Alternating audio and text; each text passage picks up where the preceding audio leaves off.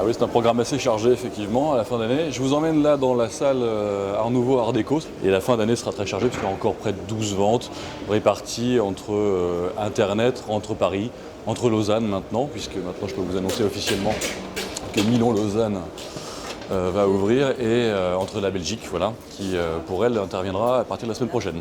Deux ensembles exceptionnels de la maison des orfèvres Puyforca, qui étaient vraiment des figures emblématiques dans les années 20, années 30, très particuliers par leur style, très puissants, très nouveaux, vous voyez, typiques de l'art déco, argent massif, quartz aventurine, anse en quartz.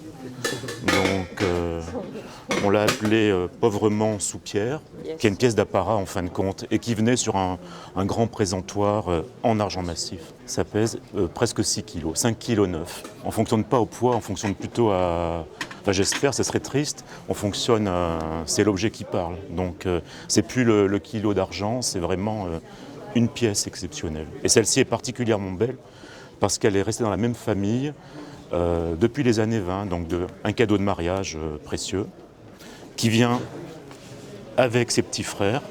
Donc un très bel ensemble, thé, café, sur son plateau, vous voyez. Donc, oui, plateau en argent, qui est très beau. Le plateau est armorié, avec une très belle couronne et un double blason.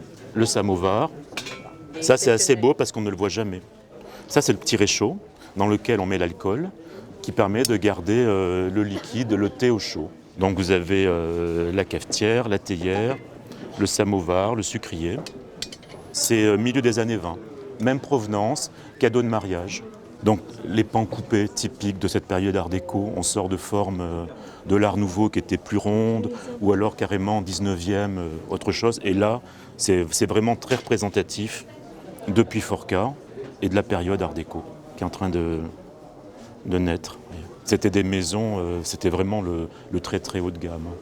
Ça cautionnait un style de vie, et je pense que quand on faisait un cadeau de mariage de cette qualité-là, c'était quelque chose de vraiment somptueux.